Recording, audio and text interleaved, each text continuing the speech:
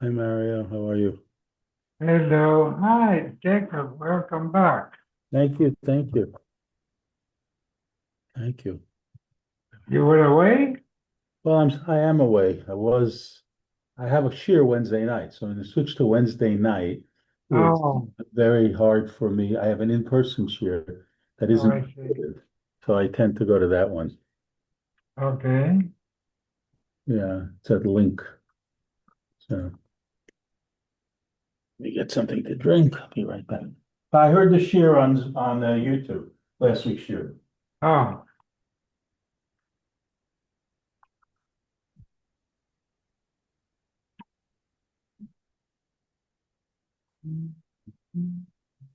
Didn't say I heard it, I watched it. So that was good. it's interesting. It's all about Mukzeh. I always had this feeling that Mukzeh was even touching. It's not touching, it's actually moving. That's what Amy said last week. Yeah. Okay.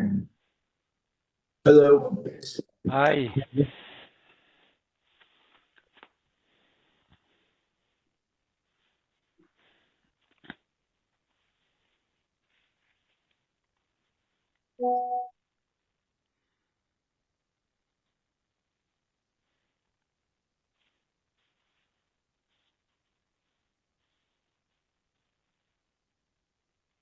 Good evening, everybody. Good evening. Evening. We began our investigation of Muktzah. Yeah, 224. We discussed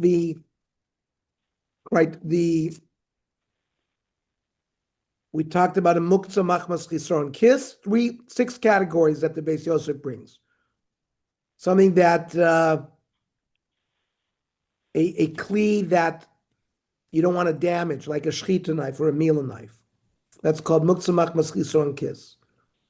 We talked about a kli shemlachto le'isr, like a power saw.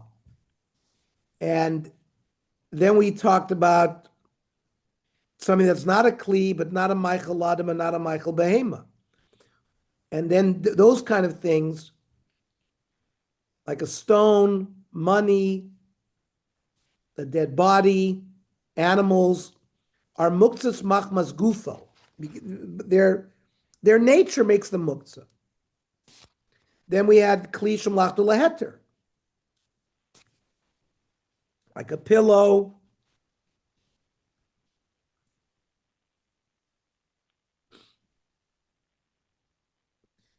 But let's say something that's muktzah machmas gufo is resting on a pillow. So then we talked about you can move it, like they moved a dead body, David HaMelech, when they put a child on the body. Then we have Dovar Shaya Ben Hashmoshes Mechuber or Mechutzer Tzeda.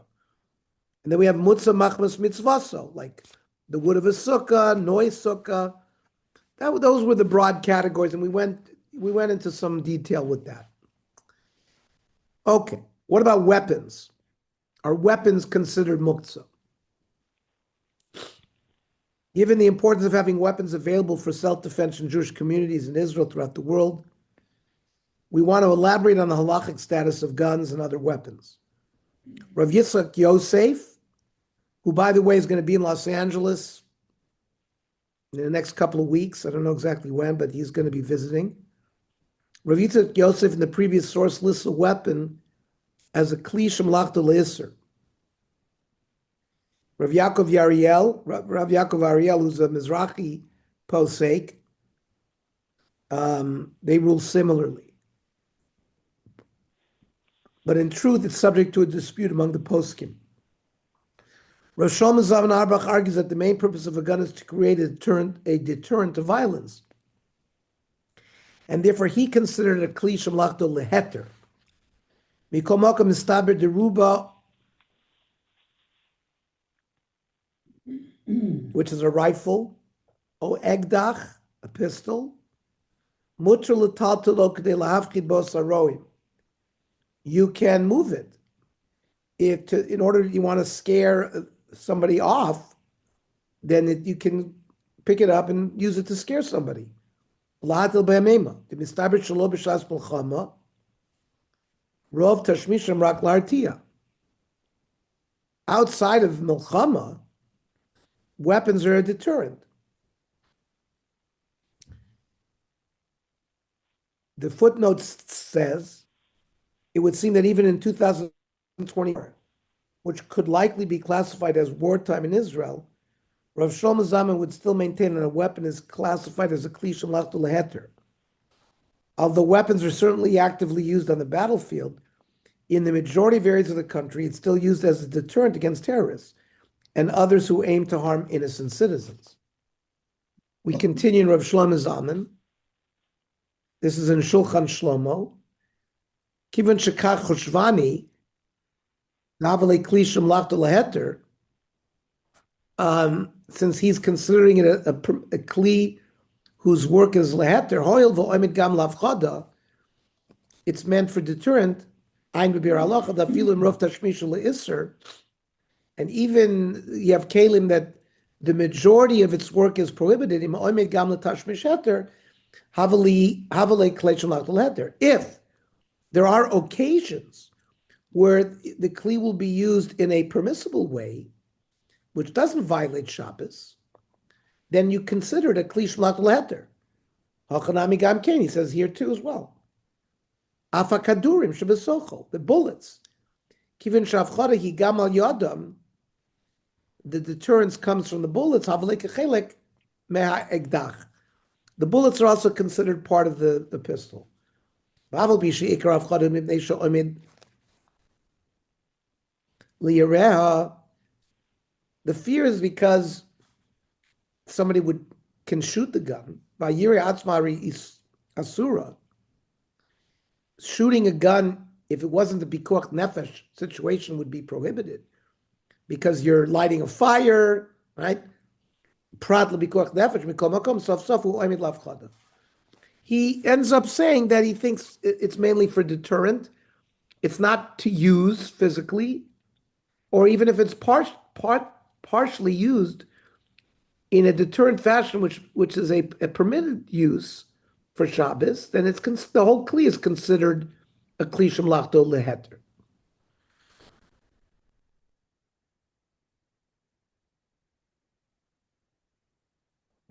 As we learned last week, a kli shemlachto leheter, it's much easier. You can move it. You could, if you need its place, you can move it. You can move it from chama to tzeil to protect. That means there's many more situations where you can move a kli shemlachto leheter than when you can move a kli shemlachto leisser. Yes, Yaakov. No, I'm fine. You just said it. It's all good. Okay. Rav Dov Lior was also a religious Zionist posek. He lives in Hebron, I believe. We met Rav Lior, Susie, in the Maratha Machpelah. There was on Yom Yerushalayim. Yeah, Rav Dov Lior was there. He rules similarly, and he permits carrying a gun on Shabbos, even in places where it's not required for safety. Well, because you never know you never know in Israel when you might need it. I mean, Nir Lanias Daiti, he says in his humble opinion, Shebemitzias Chayenu Ayom, in the circumstances of our lives today, he's talking about living in Israel, B'Medinat Yisrael, Nisiyat Neshek Al Yedei Chayal O Ezrach, carrying weapons by a soldier or a citizen, Dino Kekli Shemlachto Leheter. He says the Kli is considered a Mlachto Leheter Kli. Heyot Shaneshek Miyuad L'Harta, the weapon is meant as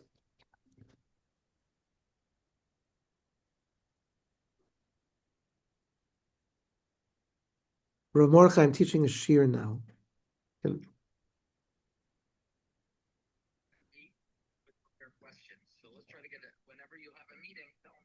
Well, I got an email. Yeah, it came in an email. So I'll call you afterwards. Okay.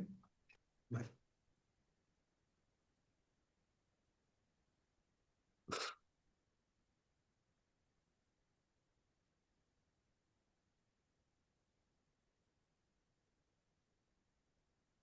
He also holds that the weapon is primarily for defensive purposes for deterrence. V'haganav yamenu hutzarch yom yom. He says it's used daily. Dine lo garua misakin mila, eitzel moel. He says it would be no different than a mila knife on Shabbos as it relates to a moel. She'im yesh lo kama britot ba'ota Shabbat. If he has many brisim on that Shabbos, Rishayla Tatal Sasakin, he can carry the knife with him. He called Rega Varega Isra Nidchel Tzrach Mila. The prohibition is pushed aside every minute. He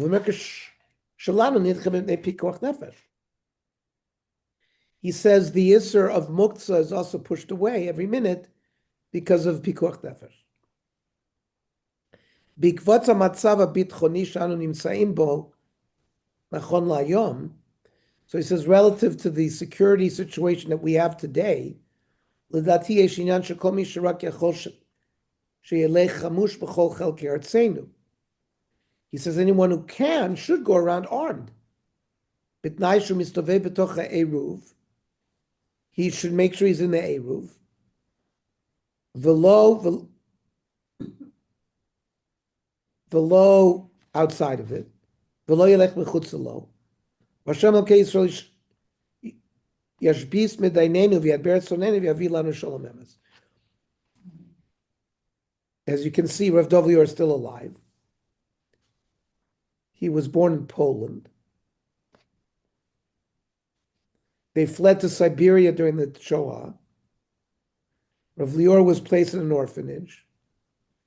He tried to get on the Exodus, but he could not. But he ultimately reached Eretz Yisrael. He learned in Kfar Aweb, the first Bnei Akiva yeshiva established by Rav Neria, one of the founding fathers of religious Zionism in Israel, who named his yeshiva Haro after his Rebbe, Rav Kook. Rav Kook died in 1935.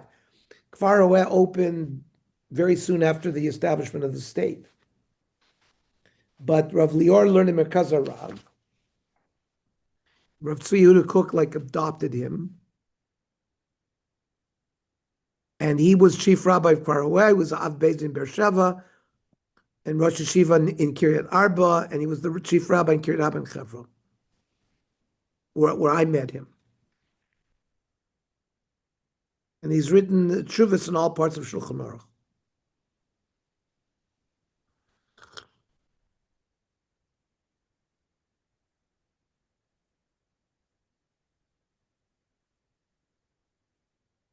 Today, given the security situation in many places, it's reasonable to assume that all authorities would agree that if carrying a weapon is legal, indeed necessary by the relevant parties, it would be permitted to carry on Shabbat. You know what's very interesting with this, Ernie?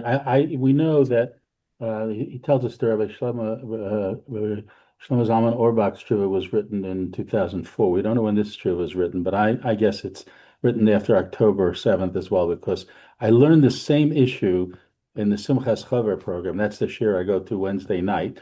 So it was during COVID, so before October 7th, and we learned the same issue of whether a weapon is kli shmalachto leheter or not. I got to tell you, the leanings of the poskim was very different at the time.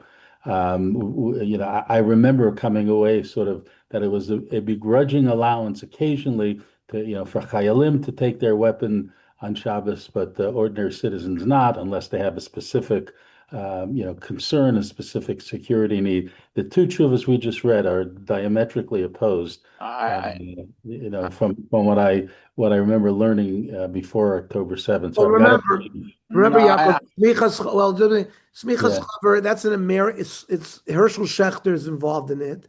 It's more of an American product, Right.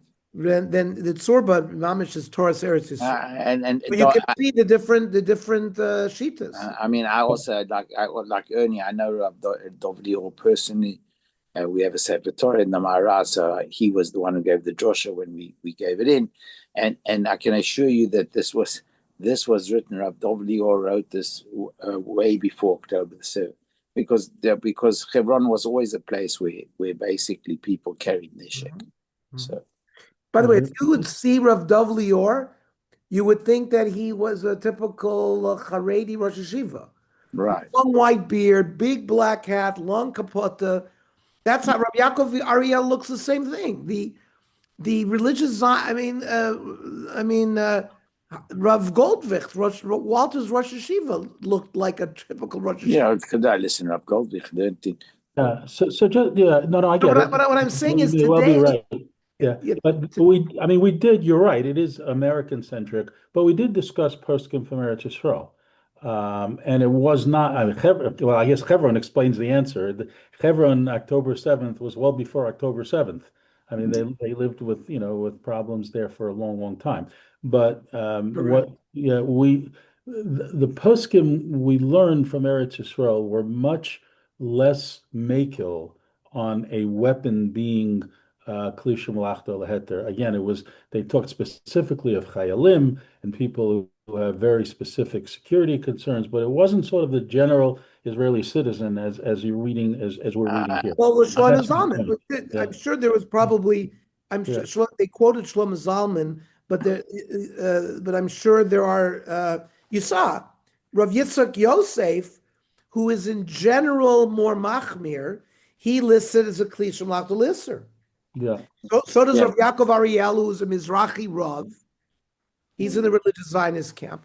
So it's not. And I'm not sure if today in America there aren't some cover of poskim who say you can carry, especially with the concealed weapons. Even in America.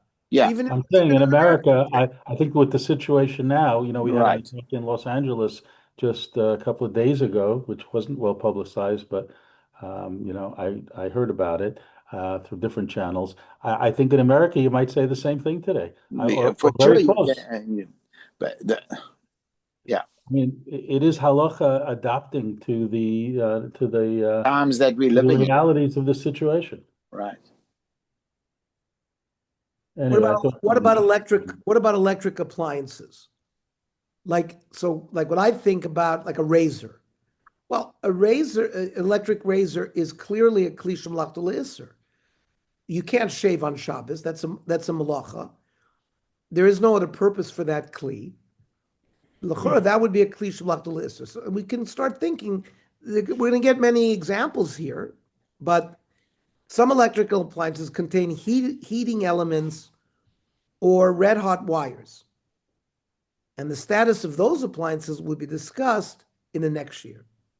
But in this year, we'll discuss appliances that do not contain heating elements or red hot wires. Does this include LEDs or the things which don't need to be plugged in, but maybe work off another system? LED is not a heating element and does not have red hot wires. Okay. L'chora. So we'll have to see where that fits in. Okay. No malacha is involved when moving these appliances once they are already switched on. But switching them on is usually assumed to be prohibited. Now, electric appliances will be discussed in more detail in future volumes.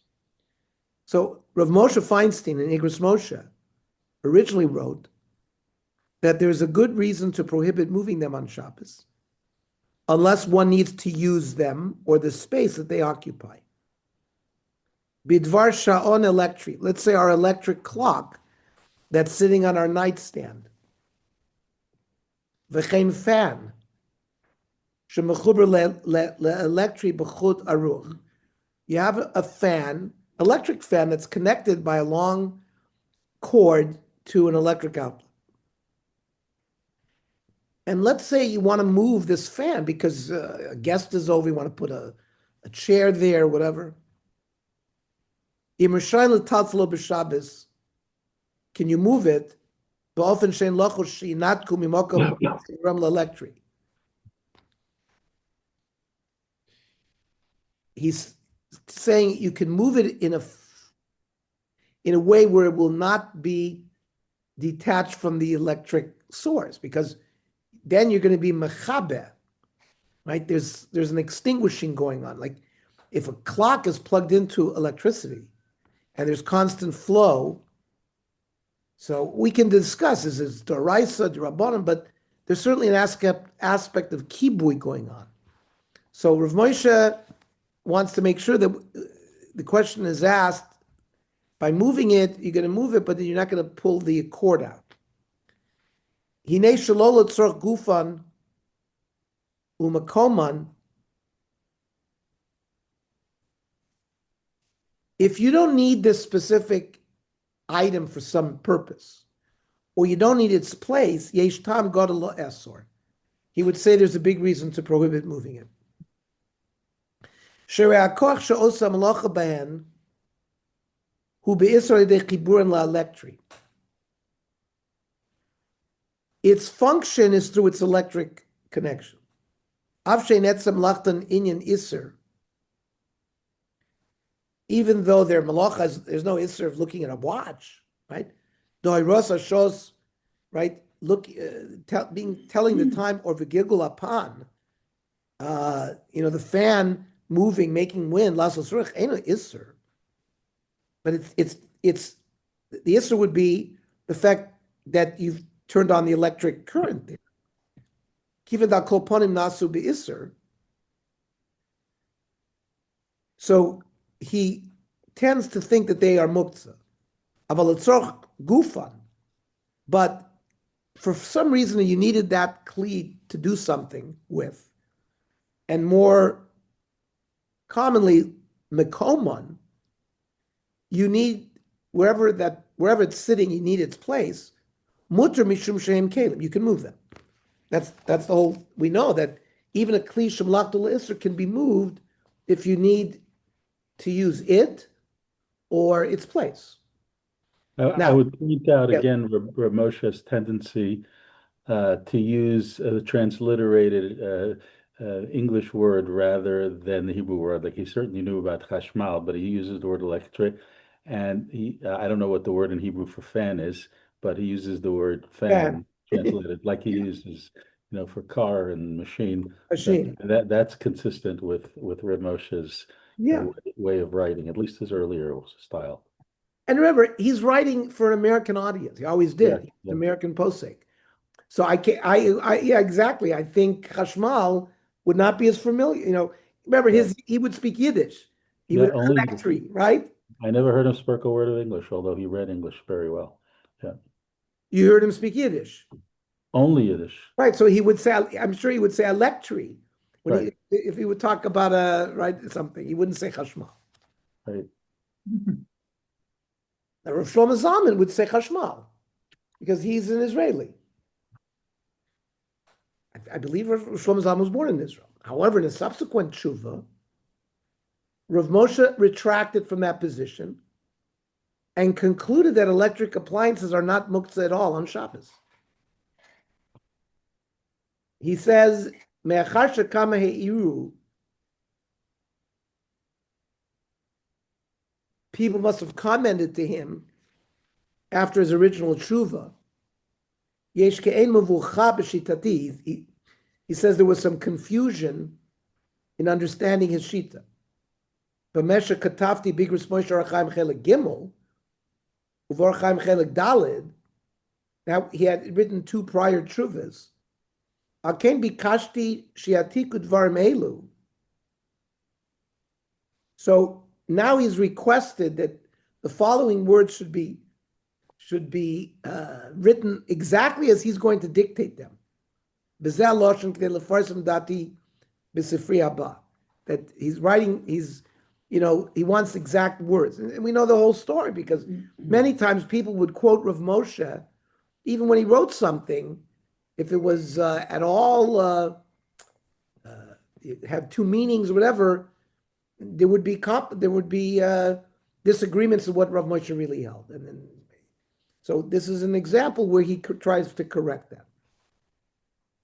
Hinei kli chashmal, hagam shepolim adeh chashmal. He says electric appliances, even an electric light bulb, u'mechabarim la chashmal, right? Afilu norat chashmal. They run on electricity. They're attached to the electric supply. He says lamaisa eina muktzim b'Shabbos. Umutar l'taltalam. You can move them.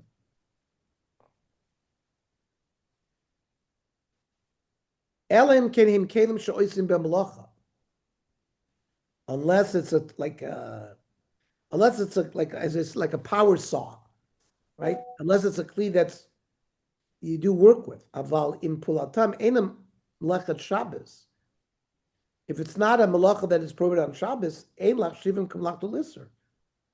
Then you don't view those kelim as a kli shamlach lisser. Machmash makabim kocham ayidei dovar aser kamachashmal. Just because they get their energy from electricity, that doesn't necessarily make them muktzah. The davar shamlach lisser perusha. Now he explains the geder of a kli shamlach lisser. Davar she'oisim bo isser. It's a kli that if you did it on Shabbos, it would be prohibited.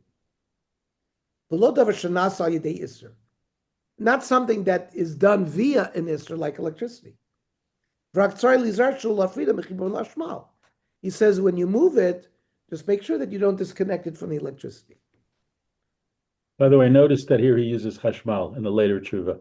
Again, in the later tshuvas, he did start using the actual word, the Hebrew words for car as well.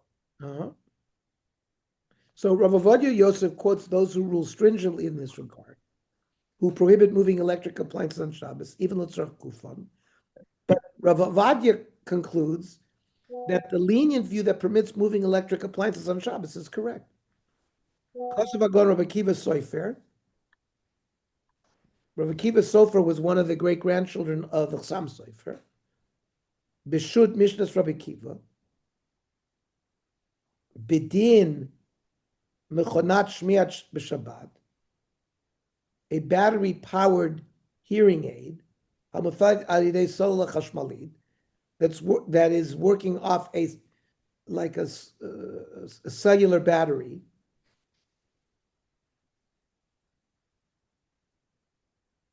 Sheyesh le'asor filu im hofalam erev Shabbos. It's prohibited to use it even if you switched it on before Shabbos as muktzah. And there's no pushing any buttons.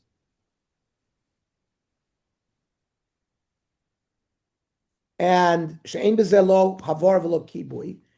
You're not lighting a fire, not extinguishing. Mikol makom yesh loden lesser mishum tiltul muktzah. What Rav Akiva Sofer is asering is als muktzah. Kiven shemofeles ayidei chashmal. So you see, this is where Rav Moshe stood out. Rav Moshe said, just because something works by electricity doesn't necessarily make it muktzah. While you see the Rav Akiva Sofer's opinion was, since this kli is getting its power by electricity, it automatically is muktzah. What happens if it's today the new ones are charged before? So you put it in your ear Erev Shabbos, and it's charged before. There's no Rav Moshe had no problem with any. You can move an electric appliance. But here, Rav Ovadia Yosef is quoting. No, but I'm just talking about a machmir opinion that there was I believe the Tzurba is bringing it to see how Rav Moshe differed from the previous Chumradik opinions that held any piece of equipment that is powered by electricity is muktzah. Yeah, but I wonder if Rav Akiva Sofer, I don't know how old he was, whether he's still alive or not. No, Rav Akiva Sofer maybe was alive in the early 1900s. Not beyond that. Okay, so today it's so different. There was hearing aids. And he was not deaf. Obviously, You'll see that he comes out. The Chavadas comes out to the opposite. You look at the next page. He comes out that it's okay. So he's just quoting it to give the history, but he comes out the other way. Exactly. So what Walter said, there's certainly no problem with that. And Kivan Shemofaz Chashmal, Ayin Sham. The Chen Yair Lesser Bezeh Gon Rav Ovadia hada'aya in the Yaskil Avdi, there was another Gaon, I think he's a Sephardic Gaon, Shanosei Mechonat Shmiya b'Shabbat, that whoever was carrying a hearing aid, electric, it's like carrying a lit candle, a burning candle, which is prohibited. Ulam lefi mashi hizber gon mofet ador balachazon ish. But Rav Ovadia Yosef says, based on what was explained by the wonder of the generation, the Chazon Ish, ner shemen upsila shemutarm la'akar shekavsa, I shall have it. He said that candle, oil, and wick are not muktzah once the fire goes out. It's only rak b'shashanir dolek. Because remember, if you carry a lit candle, what's the problem? We're concerned that you're going to come to put it out. So they made a gzeira, right? Yeah, but I don't know anybody. Or it because of another muktzah concept of bosis l'dover aser. The kli that's holding the candle, the nair is a dover aser, and it is a basis for a dover aser, but not if it's not lit. So let me ask you a question. If you light Shabbos candles and it's on your table, and then you have guests for Shabbos, right? For Shabbos, you cannot move it. You cannot move it while the flame is lit. Absolutely not. No, but after the flame is out, I know we don't. Yes, you can. You can move it. Yeah. Just said the Chazon Ish, the candle, the oil, and the wick are not considered muktzah. So you could move your whole candelabra after the flame goes out. So you can move it off on Shabbos. Rav Ovadia just quoted the Chazon Ish, who said you can. I don't know yet if the modern day poskim agree with him. They probably do. Okay. Ayin Sham.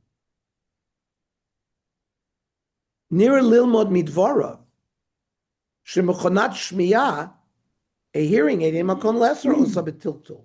There's no problem with carrying it as muktzah mitam, Shumefeld Ayidei Mitzbar Chashim, because it's being used by electric battery. Hoil v'darka l'tatal l'tzorcha shimush ba. Because that's the normal way of using it, even while there's battery in there. By contrast, Rav Mordechai Eliyahu prohibits moving a fan out of concern that the plug will come out of the socket. If people are not particular to not to allow the fan to be played with, he writes that it's also muktzah machmas chisron kiss. I guess because it's an expensive item. He says, "Ayim mutar laziz ma'avar letzorch gufo makomo b'Shabbos." A hearing aid is much more expensive. This is a standing fan. Lotiga boyad v'asr lazizo. He says you shouldn't touch it or move it. V'nei sheyesh chashash shebeit sheyazizu yinutak hatka me'asheka, that the cord will be unplugged. V'av b'lo chashash hateka me'asheka asr lazizo. You still can't move it. Mikivin shemo rare muktzah machmas chisron kiss. It's an expensive kli. He prevents his children from playing with it, which makes it a kli, a machmas chisron klis kli.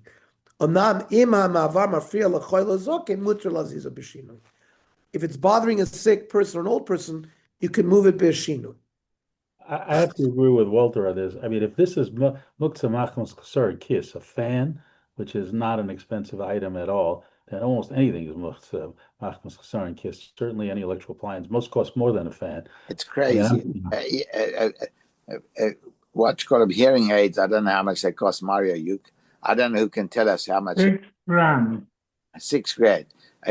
A fan. There's no fan that costs $6,000. Maybe your air conditioning unit, but it doesn't cost $6,000. It's an odd thing to call muktzah machmas chisron kiss. Who knows? Maybe in those days it was.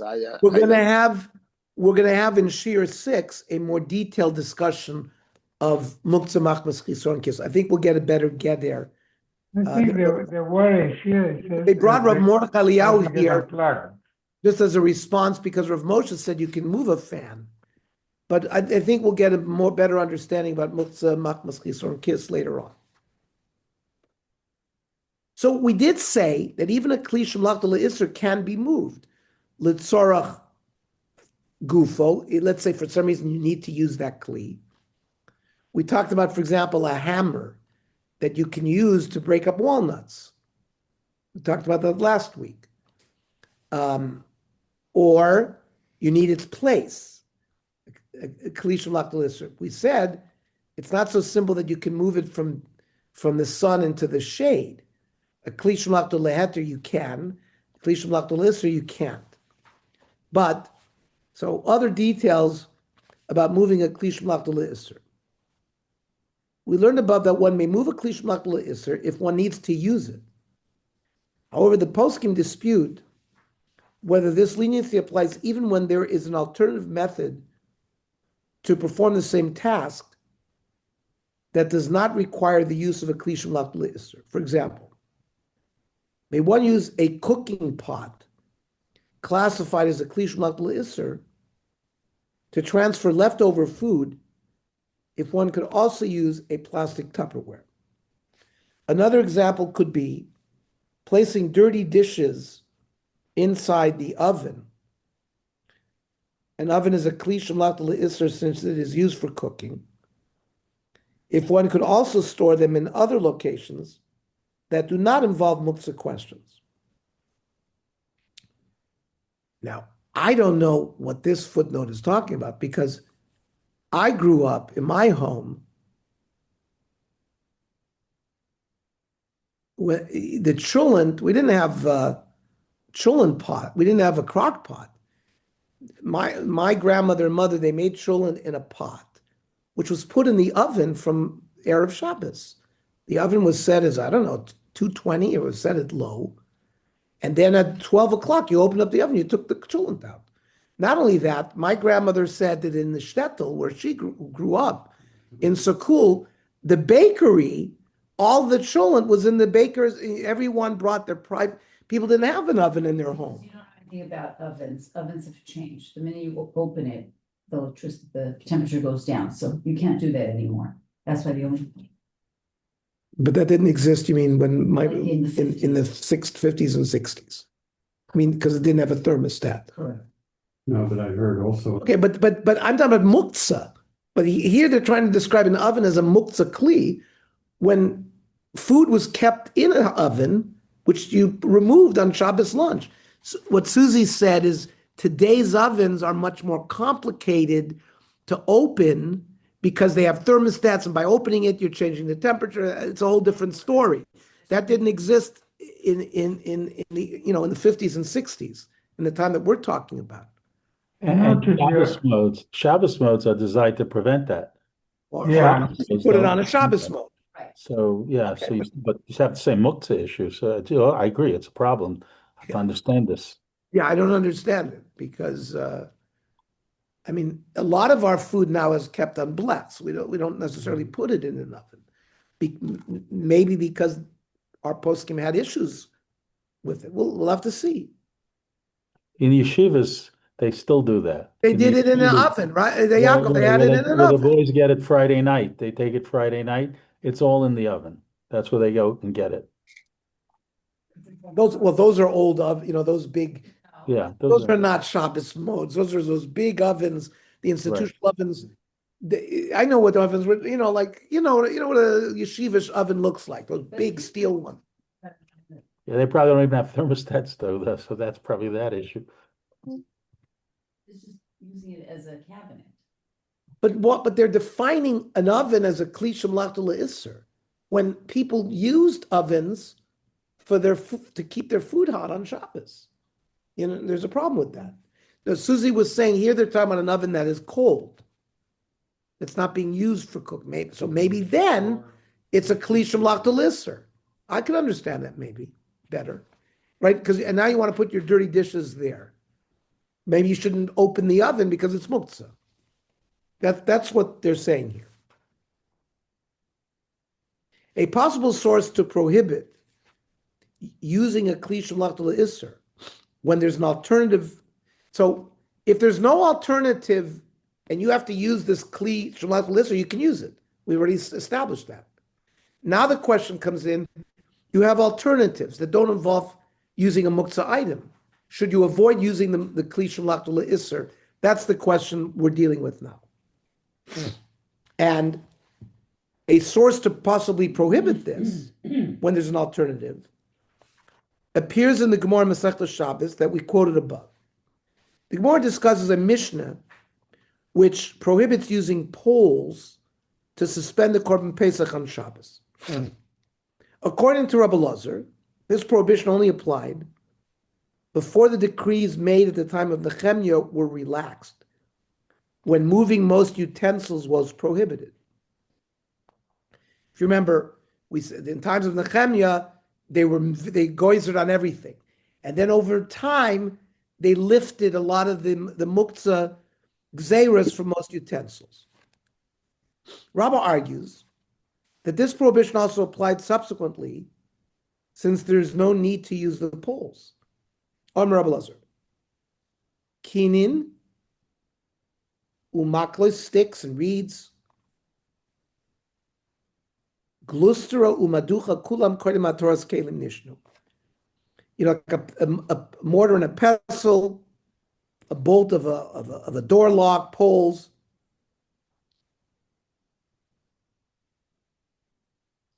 They were told they were muktzah before eventually a heter was made that you're allowed to move it.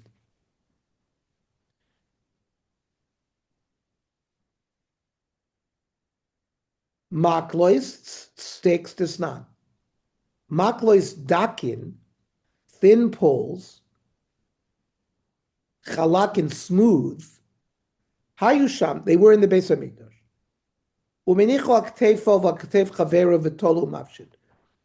They're describing on Shabbos, if they had to bring the Korban Pesach, they would hang or suspend the carcass. Two men would hold a pole on their shoulders between them. The lamb was hung, and then they removed the hide from the animal in that fashion. Rabbi Lezer Omer, Arba Sar Shechalios b'Shabbos. He says they did that during the week. But if the 14th day of Nisan fell on Shabbos, meniach yado al kasav chavero v'yad chavero aktefu v'tolo mafshid. They didn't use the stick. They would do it. They would just hold it with their arms. Rabbi Mimai. So Rabbi says, where do they come up with that?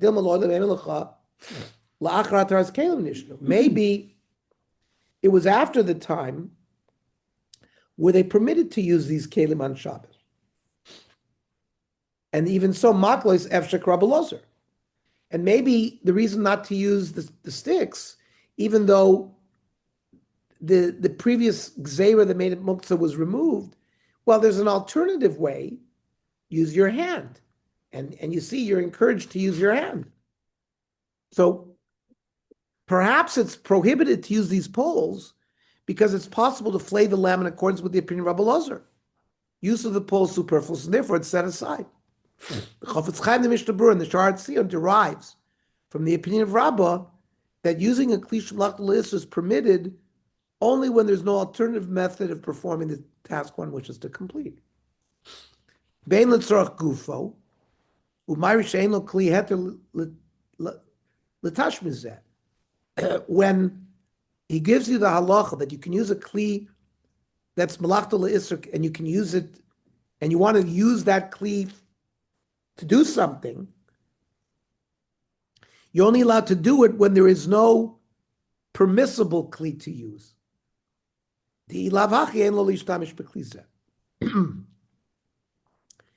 you have an alternative, you should not use the kli shemlachta le'isser. And the Sha'ar Tzion, who was also the Mishnah Berurah, Chazon Ish, the Mishnah Berurah, the Chofetz Chaim, brings this proof. Muchach b'Shabbos. The Mishani Maklis Efshe Krab Lezer. Alright, the Afshe Muchonim Ayulazem Erev Shabbos. They were prepared and ready to go Erev Shabbos. The Dakin v'Chalukinai. They were thin, smooth, and V'Shem Klishim Lachto Leheter Hu. At that time in the Beis Mikdash, they were a kli that was used leheter. Afilu hachi also kiven shlo l'tzarchu.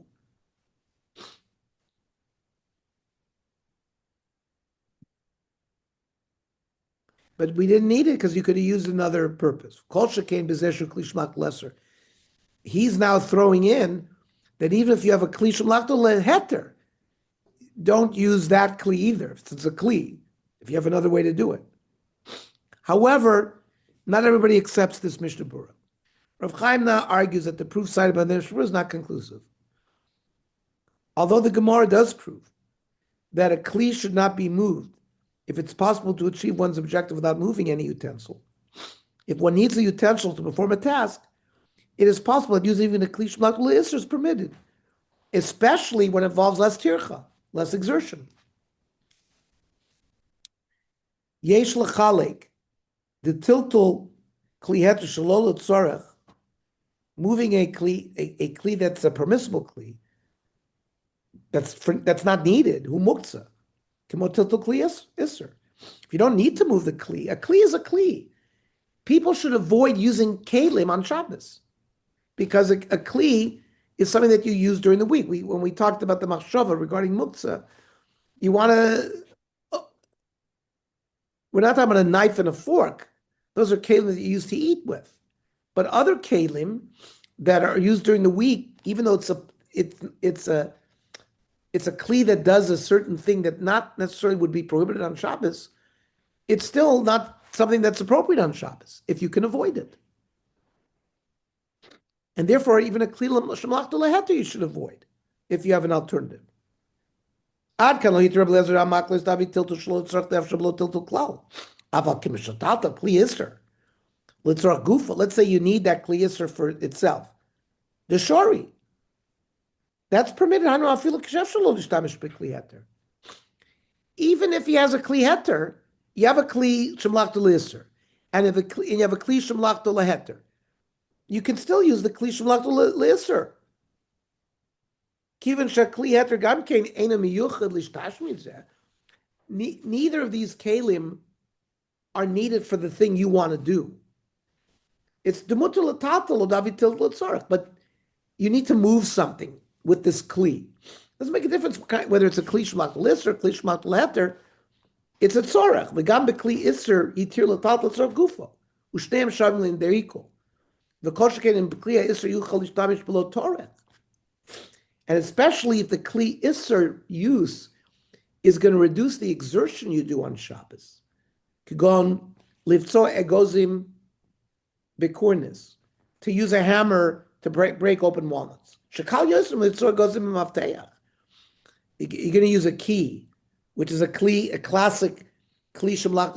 Using a key to open a door. So is that prohibited on Shabbos? No. So that's a classic kli shemlach leheter. But it's certainly easier to use a hammer. Now, a hammer knocks nails into wood. That's something that we're prohibited to do on Shabbos. So that's why the hammer is defined as a kli shemlach le'iser. But he's saying it's easier to use the hammer than a key. Even though one is a kli shemlach leheter, the key, and the hammer is a kli shemlach le'iser. But it's easier to open up the walnuts with the hammer. So you can use the hammer. So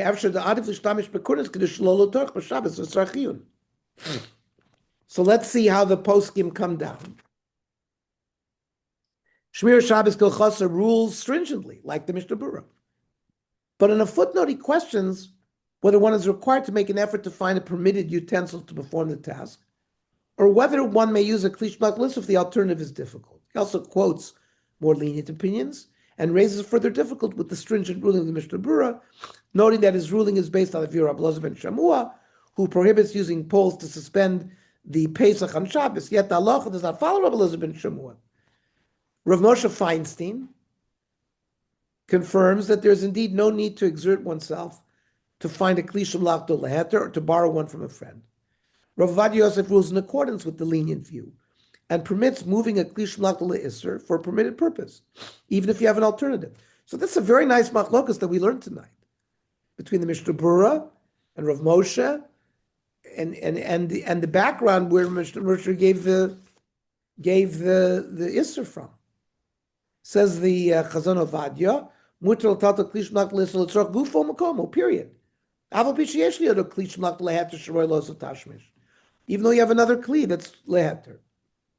Rav Mordechai Eliyahu writes that if possible, it's preferable to use a kli shemlachta leheter to perform the task, not like we've been learning, right? However, he adds that if one prefers to use a kli shemlachta le'isser for this purpose, even during the week, if it does the job in a superior manner, there is no need to refrain from using it even on Shabbos. That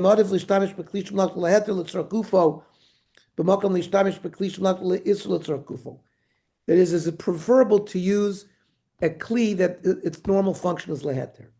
Kivan shamishna bura v'kafachayim echmiru. Right, the kafachayim was the Baghdadi posek in the late 1800s who wrote the kafachayim that is like a Mishnah Berurah for the Sfardim. Tov la'achmin lishtamish b'kli shemlachta leheter. It's better to use a kli shemlachta leheter. Omnam, however, im adam yishtamesh b'imot hachol, if during the week you use the kli shemlachta leheter, gabla davar heter, midei pam, even for a permissible thing, v'hu ma'adiv lishtamish b'kli yisr mesiba kolshi, and on Shabbos he prefers to use that. It creates the thing better. You can use it. If he never lost a kli, if this kli that is normally does a prohibited malacha has never been used for a permitted purpose, he says then you should rather use a kli shemlachta leheter. The Magen Avraham addresses a somewhat different point concerning moving a kli shemlachta leheter for reasons that are normally forbidden. The Magen Avraham understands from the Yerushalmi that if one wishes to move a kli shemlachta leheter in order to protect it from the sun, he may do so provided that he also uses it for a permitted purpose. It means you shouldn't just move it. You should use it for a permitted purpose, then move it. Itib Yerushalmi, Perkei de Beitzuk, Shemachashav lo lishtamish mutar l'tat l'afilu ikar kavnoso machmas l'tzel. The purpose kavana is to save it from damage. It's in the sun, you want to move it to the shade. And we know that's your kavana. But he says still better to use it first for a heter purpose when you move it. This leniency is quoted by the Mishnah Berurah as well. We have already seen that moving a kli shemlachta leheter in order to protect it, when moving it out of the sun is prohibited. Moving it in for a permitted use, or if one uses it to use the space it occupies, is permitted. So the Orcha Shabbos gives us some examples where moving a kli shemlachta leheter falls within the permitted category. He says, "Mutar lishloch biyontov matana lechavero kasher rotze lesamcho." You can send a gift on Yontif to your friend if you want to make him happy. Afim matana hi kli shemlachta leheter. Even if the kli is a prohibited item. The kiven the samechas chaver b'matana zavi kishimish l'tzorach gufo. So you can give him an electric razor on Yontif. That sounds crazy. But it's making him happy, and that's the purpose. It's rotze l'samcho. It's in a box. Ma'aver sharuach hanosheves b'menu mafriya. You have a fan, and the wind is disturbing you. Mutar l'tatalo the gamzeh nechshav tzorach makomo. It's like you want to use its place. You want to move it so it doesn't blow on you. That's a permitted reason. Telephone, niyad, a mobile phone, hamishamish b'mosachol that's used during the week. Gam kisha'on moreh, and you use it as an alarm clock. V'ira sheichel etzatzil b'Shabbos, and it wakes you up some Shabbos morning because you set the alarm Friday, you forgot. Mutar l'taltalo, you can move it. You want to move it to a different room. You're unplugging You it. could move it on Shabbos? He says you can move it because again, You're allowed to move a kli shemalachta le'isser if you need its place. So you can move these things. So they're saying that if, for example, the alarm, you can't turn it off, but you can move it to a room in the back of your house so you don't hear it. Yeah, but Ernie, you're unplugging it. Well, you can't unplug it. Yeah, but what does it have? A 400 feet? Cell phone that's sitting on his nightstand, but it's not plugged in. You can put it in a drawer and hide it so the sound will not. Exactly. Or you move it to a different room. It won't it won't go to a different room because of the length of the wire. Well, it's not plugged in, the one they're. Okay. If it's not, we're talking about if it's not plugged in. Oh, If it's plugged in, you could move it into the drawer. okay. That helps. I don't think that's going to help, but it might.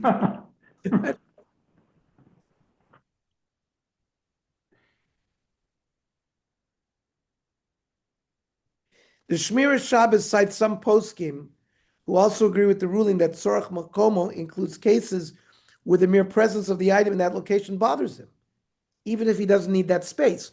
You understand? The cellular phone, you don't need the place. They're extending the definition of Tzorach Makomo, that if it bothers you where it is and you want to move it out of there, that's considered Tzorach Makomo. And the Shmir Shabbos apparently agrees with that. And he apparently quotes of course, he agrees. Moshe, the Abiyah Omer, the Piskei Teshuvos, others disagree and maintain that Tzorach Makom is limited to cases where one actually needs the location for some reason. Let me ask you. Where the location of the object bothers a person. So you see a major machlokes haposkim here, major machlokes achroinim, the Gdoilei achroinim. You're talking about Rav Moishe, Let me ask you. Yosef, the Shmira Shabbos. But remember, the Shmir Shabbos is going like the Shmir Shabbos is arguing. Okay.